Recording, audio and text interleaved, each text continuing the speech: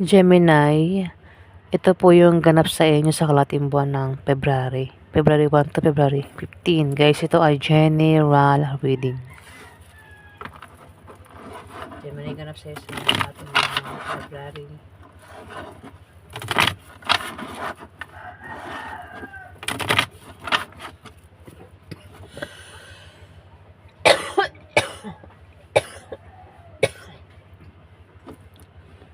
Sorry guys inubo ako kasi ang katinalalamunan ko. Hindi pa ako magaling guys. Meron nga akong sipon ngayon eh. Pero pagaling na rin.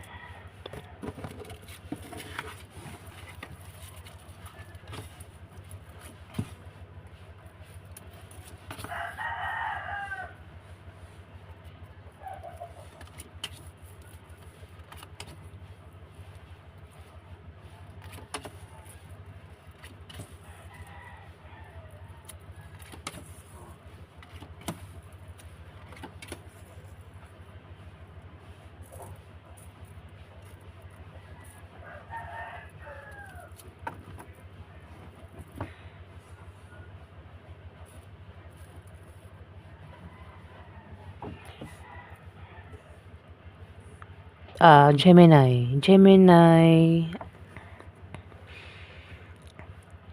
May tao dito, Gemini, ang kilala mo ang maaaring problema sa love life at pamilya niya. O baka meron siyang gulong kakasangkutan. Pwede rin naman na ikaw yan, Gemini. Alin man sa'yo dalawa. Kasi itong reading, pwedeng tumama sa'yo. Kung di man tumama sa'yo, pwedeng tumama sa kakilala mo.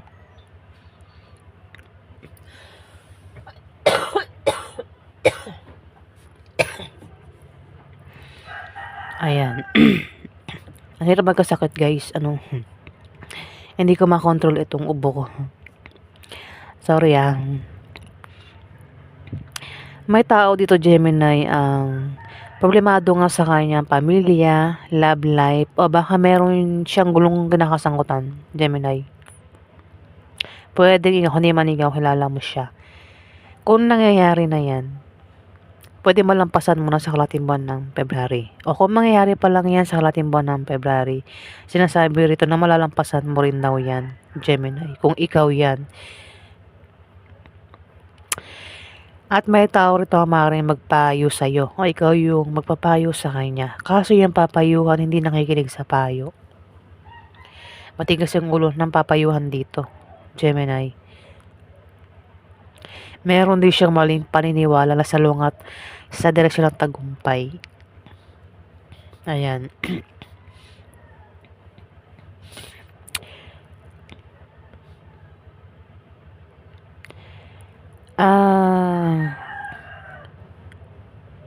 Kayo daw ay magta-travel, Pwede dahilan ng pag-travel is meron kayong bibisitahin o ikaw yung bibisitahin niya. Kung hindi man ikaw yung mag-travel, pwede siya yung mag-travel papunta sa inyo, Gemini. Pwedeng dahilan din ng pag-travel is dahil sa meron kayong ka-business deal o baka bibili kayo ng bahay o lilipat kayo ng bahay. Pwede rin naman na ibang dahilan ng pag-travel nyo, Gemini. Meron daw kayong malalamang masamang balita.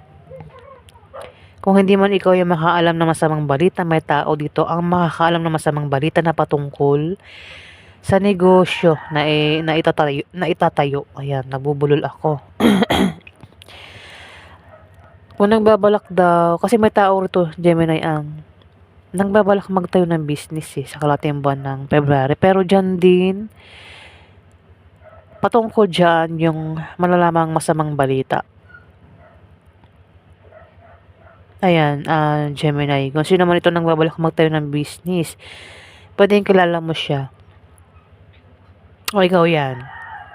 Pwede rin naman na may tao dito ang magpapayo na patungkol sa negosyo. Ayan, Gemini. Pero may nakikita kong may nakikita ko may tutulong dito kung problema sa negosyo o problema sa trabaho, ayan. Yung mga katutulong, yun yung mga bagong kaibigan, ano, na maaaring makilala mo o makilala ng taong ito na magkakaproblema sa kanyang trabaho o sa kanyang negosyo. Yun yung maaaring makatulong dito, Gemini.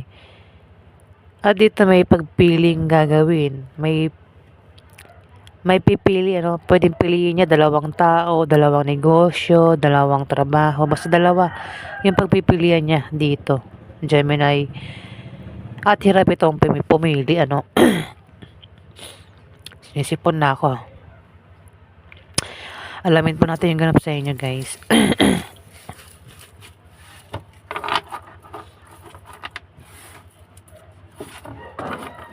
Kapag ganap sa Gemini, sa natin.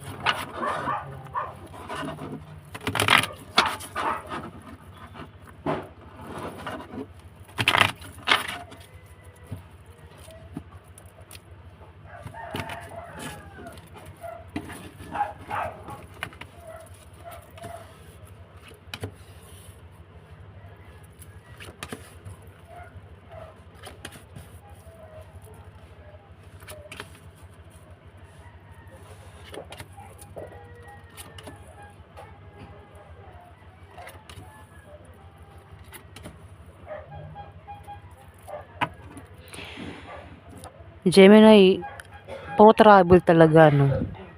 Puro kayo travel sa kalating buwan ng February. Kino-confirm niya, yung iba sa inyo kaya magta-travel is dahil sa meron kayong ka-business deal.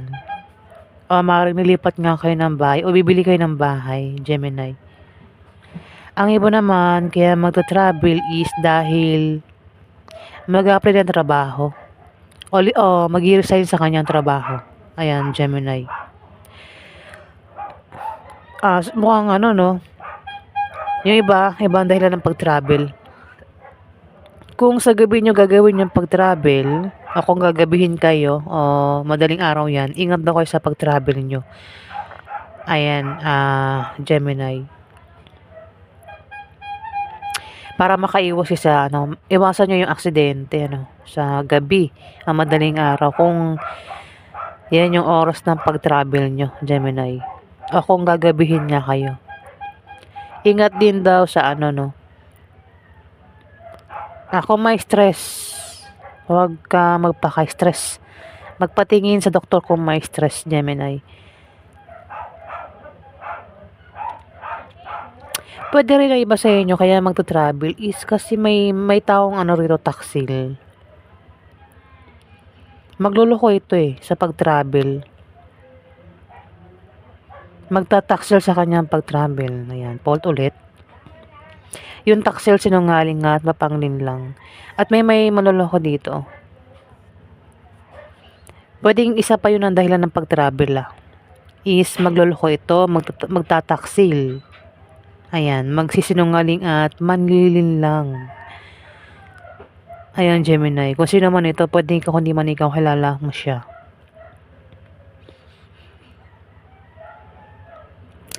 At may taong depressed dito.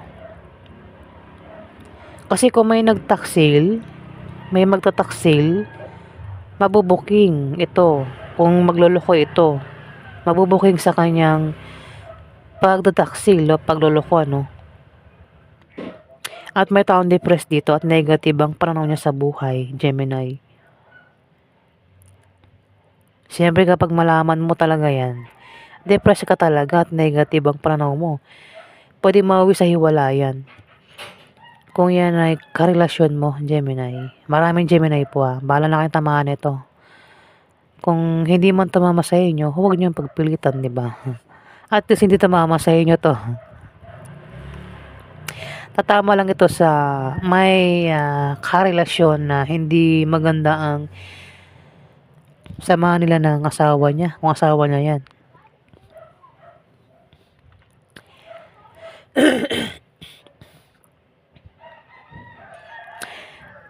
Yung pagtataksil, pwedeng gawin niya yan sa kanyang asawa. Kasi pwedeng patungkol sa love life o patungkol sa pera. Yung gagawin niyang pagtataksil. Kasi may tao magkakapera dito. Puwedeng isa pang dahilan ng pag-travel niya is maghahapera ito. Puwedeng kukuha ng sahod o galing sa kamag-anak yung pera, puwedeng galing sa negosyo o kung saan pa galing yung pera.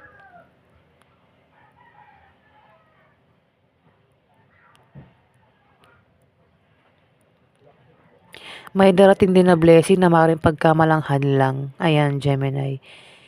Hindi yan hadlang, blessing daw po yan. Blessing na darating is pera. Ayan, oh. Sa mga nagbabalak mag-resign, huwag daw basta-basta mag-resign hangga't hindi nakakahanap ng bagong kapalit na trabaho para hindi magsisi. Puro travel talaga 'to sa kalahating buwan ng February.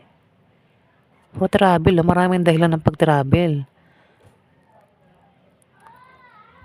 Yung iba magta-travel kasi parang magloloko nga. Ayan, oh, magloloko, magtataksil sa kanyang pag-travel. At may tao dito yung magbibigay ng kasi parang may nagbigay ng problema o magbibigay ng problema dito. Ito lang nakita ko magandang card, Ten of Clubs. Magkakapera sa pag-travel. Ayan, Gemini. Alamin natin yung outcome. Outcome po ng Gemini sa ating buwan ng February.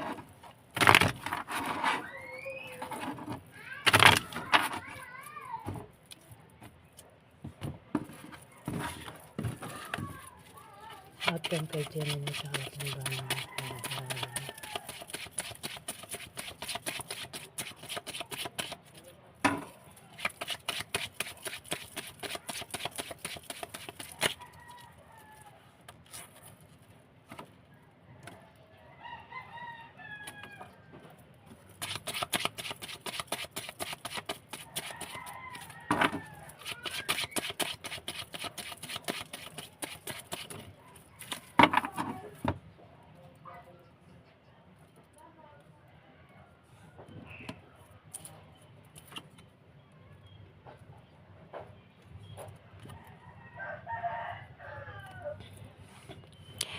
Gemini,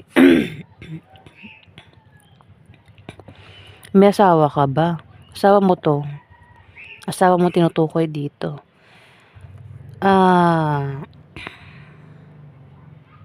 Sa ito reading eh. Wala ibang zodiac sign dito. Pero asawa. Meron kang asawa. Ang iba sa inyo ay merong kahirapang pinagdadaanan o maring mangyari pa lang ito. Kasi pwede nangyari na ito o mangyari pa lang ah. Kung nangyayari na, meron daw kayong kahirapang pinagdadaanan. Pero sinasabi rito na kung nangyayari na nga yan, malapit na raw kayo makaalis sa kahirapan na yan. Pwedeng kahirapan sa pera, sa pag-ibig, sa pamilya, o kahirapan sa buhay, nahirapan na sa buhay, Gemini, o kung naman yung kahirapan yung pinagdadaanan nyo rito. Makakaalis din daw kayo dyan, Gemini. At swerte ang kapalit ng kahirapan. Kung ikaw yan. Kasi pwede rin naman ang tinutukoy is asawa mo. Pwede siya yung nakakaranas ng kahirapan dito at hindi ikaw. At dito may 7 of Hearts. Parang may tao dito, asawa mo, pwedeng biguin kanya o saktan kanya sa kalahating buwan ng February. O ikaw yan, ikaw yung bumigo sa kanya o saktan mo siya sa kalahating buwan ng February. Ang taong ito, Gemini, ay may pabago-bago ng feeling sa'yo. Pwede rin na ang taong ito ay kapag malayo sa'yo is nanliligaw o nagpapaligaw. Ayan. Isang taong na may pabago-bago ng feelings, pwedeng kapag nagkakaroon ng away sa inyo o tampuhan, alam mo na ibig sabihin ng pabago-bago ng feelings. Kailangan ko ma-explain. Ayan, Gemini. May taong ganyan dito. Pwedeng asawa mo nga yan. O ikaw yan yung ganyan sa asawa mo, Gemini. Pabago-bago ang feelings. Minsan mahal mo siya, minsan hindi. Minsan kinakampihan mo, minsan hindi. Diba? Ayan, Gemini. Pwede rin nga na may third party yan. Kung sino man ito na may third party. Parang ano siya, kung malayo sa kanyang asawa, parang nagkaka-crush pa rin siya, 'di ba? O nanliligaw, nagpapaligaw. Meron kang maka-deal na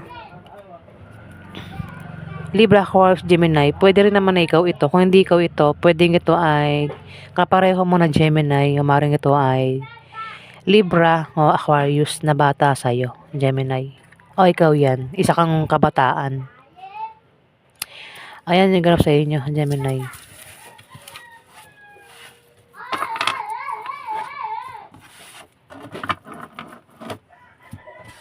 Ayan, maraming salamat po guys.